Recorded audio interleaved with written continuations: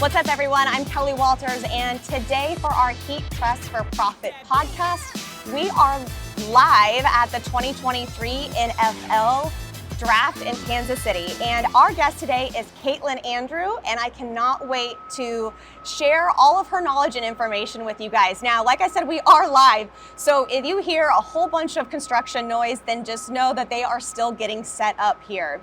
Now, Caitlin, thank you for joining us. Yeah, but tell me a little bit about your role as a project manager at our Decoration Fulfillment Center, which some of you guys may know as Stahls DFC.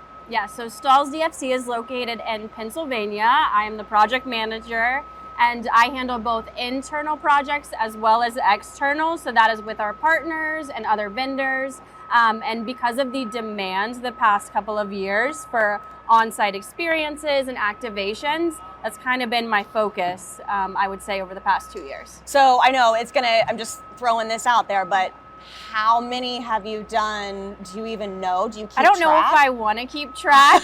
They're all super unique, and they are so much fun. Some are really long, could be 15 days, and some are just temporary, like 3 days. Some we don't even have to go on site for. It could just be the coordination and the planning before and ahead of time. So I don't know if I have a number specifically. I know, but it's definitely up there, enough for it to be a full-time position and probably keep you swamped. Myself and probably the rest of the company. Yeah. Yes. Okay, so for those of you that are not aware of what an activation is, an activation can take place at an event, but I thought it'd be best to really kind of dive into what an activation is, just because it not only gives us an incredible opportunity to be in the, kind of the front lines with our customers and their customers, but it gives you an opportunity as well as a decorator. So tell us, how would you describe what an activation is, or what can it consist of? Yeah, so like I mentioned, every single project that we do is extremely unique. An activation is kind of a loose term, and depending on what our vendors' interests are and what their goals are for that event is kind of how we gauge what type of activation we'll be offering to them. So we usually start our conversation with our vendors, understanding the requests, and usually the constant variable between all of them is the experience. They're after the experience for customers. I would say 75% of them actually deal with the general public, and that could be having a small booth as a part of a customization area where they're able to take maybe their merchandise, and then we're just there on site to customize those pieces just to really give that customer an experience from start to finish. But then some could be behind the scenes, which is a great example of here why we're at the draft. We've been doing the draft now for over a decade, as well as the combine too. But I mean, there's just so many different styles and types of activations. Again, it's a very loose term, and we always just want to cater to what our vendors and our partners are wanting. So in terms of an activation, if somebody is contacting you to basically come and help with a pop-up shop, I kind of associate it as a pop-up shop, right? Yeah. Because it could be a couple of days, it could be 2 weeks, but it's for an extended period of time, and the whole point is to have that customization feel with their apparel. So whether they're branding a particular logo, they want a personalization on the back, even I'm assuming like sports teams, if they're doing a logo on the front and maybe a chosen name on the back, you can have that opportunity to have a little bit deeper customization versus just initials like we'll be doing at one of the locations this weekend. Yeah, absolutely. So we do a lot of sports events, and so usually they are interested in having a name and number on the back. But even for other clients, we could start with a blank slate, and they would want a full customization piece on the front that maybe is pre-done, and then we are providing the transfers to go on the back. So a lot of different avenues you can go and directions, and it really just depends on what they want to get out of that event. So what's the first question that you typically ask? Or maybe it's a series or a couple of questions.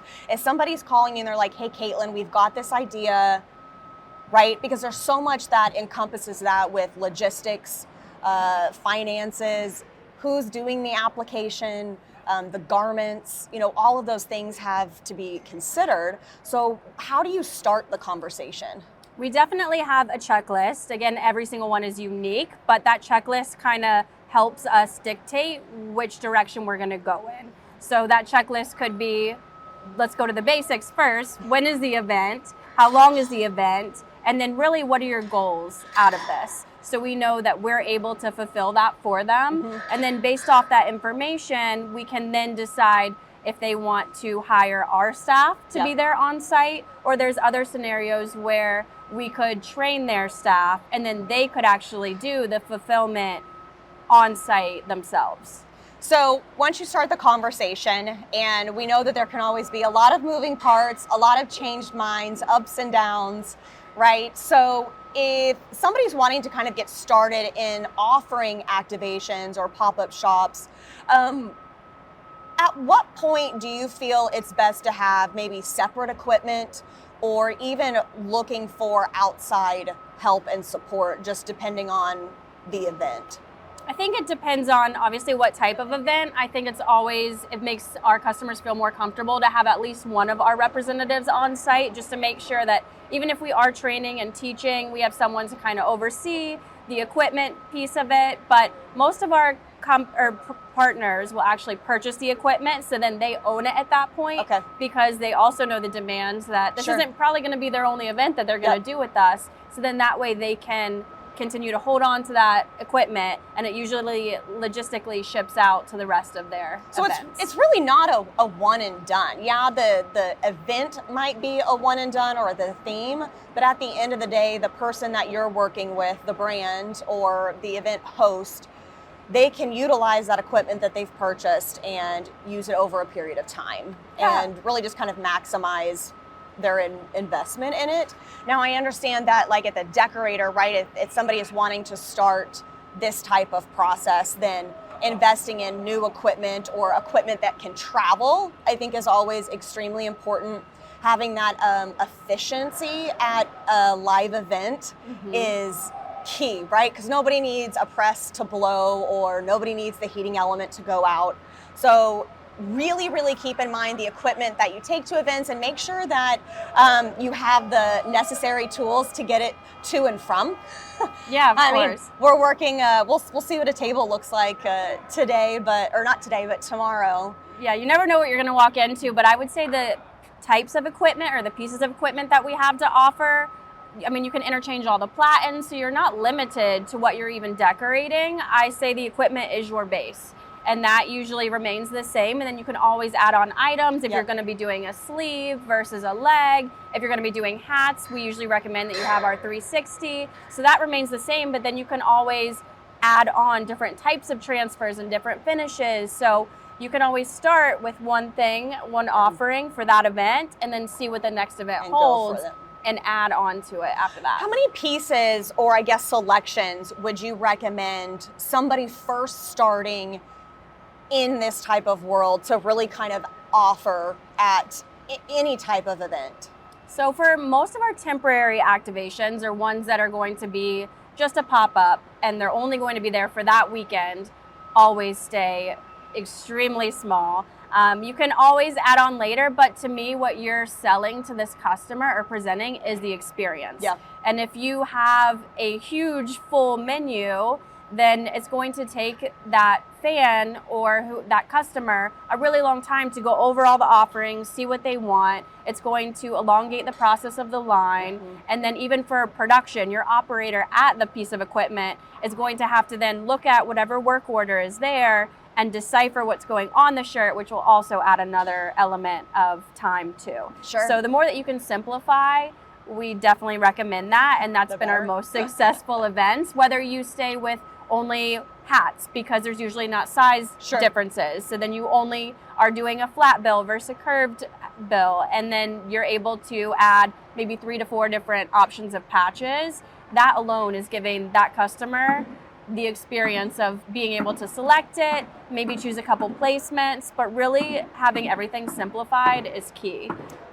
Do you find that we do these things for the experience, right? It's to have people feel like they are a part of something and have that memory. So when it comes to the decoration that's being used or the logo, do you find that maybe the experience of going in and going, I want this with that, is more important than, say, the amount of options? So instead of having 4 or 5 different options for people to choose from, it's really about going in and going, I would like this, or I got it at, said place. Yeah, and I think because we have been with this industry for so long and we know what works and what doesn't, like, allow us to kind of figure out what would be the coolest product for what your goals are and what you're after. So then we've already done the research for them. We've already figured out the best placements. So we've really done that to set a tone for how their customer is going to select the offerings. Now, how many people do we have? Not how many, but estimated.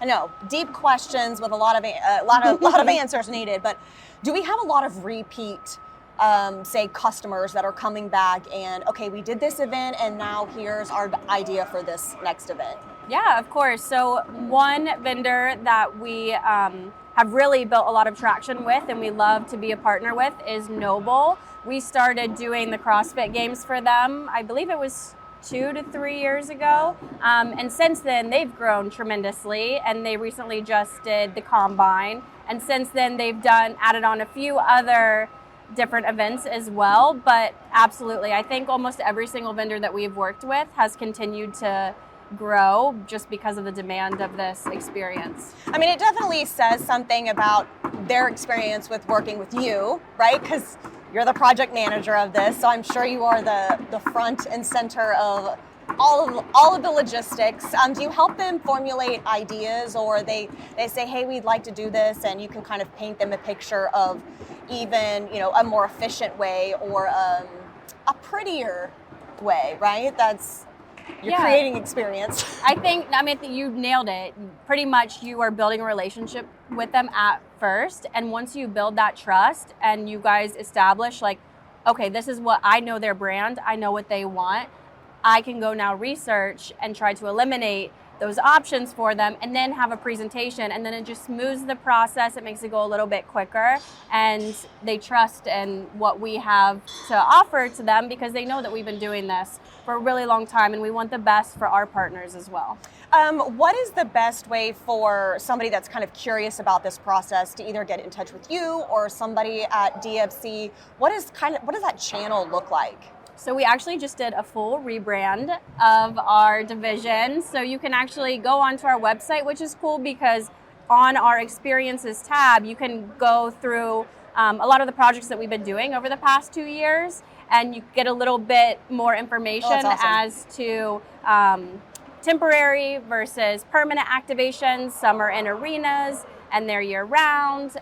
There's a lot of videos on there just to kind of get a better understanding of what you could really do. Now, with a permanent activation, is the Stahls team still coming in and assisting with that, or is that more about them having trained individuals that are now working those activations? So we've had one project with Miami Heat, and it is a permanent pop-up. It's actually a 2-story double-decker, and on the top of that floor is actually where the production is being fulfilled and made, and then there's a garment rack that goes to the first floor to deliver these custom pieces, and kiosks down at the bottom so the customers are able to go through their orders. We were there on site to make sure that everything was good to go. Obviously a huge development with the planning and coordinating all of that and making sure that the counter height was ready for our equipment, and the flow of how that was all going to work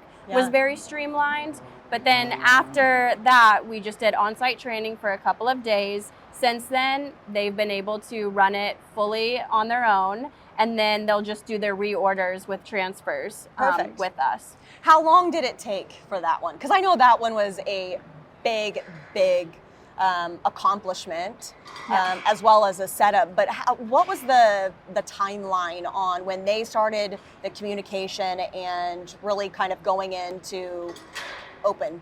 They all start to blur together, but I would say that one was probably around a 6-month time frame. Okay. And obviously, if we have a year, that's great depending on what you need to really plan and go with. But we've even done an activation within 2 weeks before. And so permanent, right? Because permanent and temporary going to be two different, completely different types of, I don't want to say outlines, but flows, what the overall maybe goal is, especially since it's going to be a permanent event. Absolutely. But if that one took 6 months, was the one that took maybe 2 weeks more temporary, or have you done a permanent in 2 weeks as well? We have not done a permanent in 2 weeks. I don't know if that's in our future, just because we want to do it right. You know, we want to make sure that everything has been accounted for. We've checked all of our boxes. Maybe it's possible and practical if the space was already built and we're just going in there for like an add-on customization piece. But from start to finish, I would say we need a little bit longer than that. Sure. I can only imagine. So if there is any advice that you could give to somebody either looking to work with DFC, yourself as well, or really kind of starting into activations, how would you what would you say? What would you recommend? Honestly, I think the best piece of advice for me was putting myself in that customer's shoes and kind of doing like a dress rehearsal or a walkthrough yourself and go from start at point A to point B and be like, how did I get from this area to the next? And then take yourself into the operator's role and say, what do I need to make this a complete event? So just kind of running through, putting yourself in their shoes and making sure that that process is exactly what you want. And then even grab someone that has no idea what you are doing with that event and see if they can walk through that same scenario at ease and have all information to be able to make it a smooth transition. Now, do you share kind of behind the scenes or what's going on, what activations are happening where on social media? Yeah, we definitely try to keep up with it. Obviously, it can be a little challenging when you are live and you are in it, you're a worker, you are making sure that your pallet just arrived and you are trying to organize everything on the back end. But we do have our Instagram account where we're trying to at least make sure that we are posting on stories live at the event. What's the handle on that? So that is Stahls DFC. Perfect. Short and sweet. I love it. Easy to remember, right? All right, guys, thank you so much for tuning in. And if you are listening to this on the podcast, then please know that you can go to our YouTube channel, which would be Stahls TV, and you can actually see us having this conversation, and you can kind of get a glimpse of what is going on behind the scenes, and of course, everything that's happening around us. Thanks so much for tuning in, and we'll see you next time.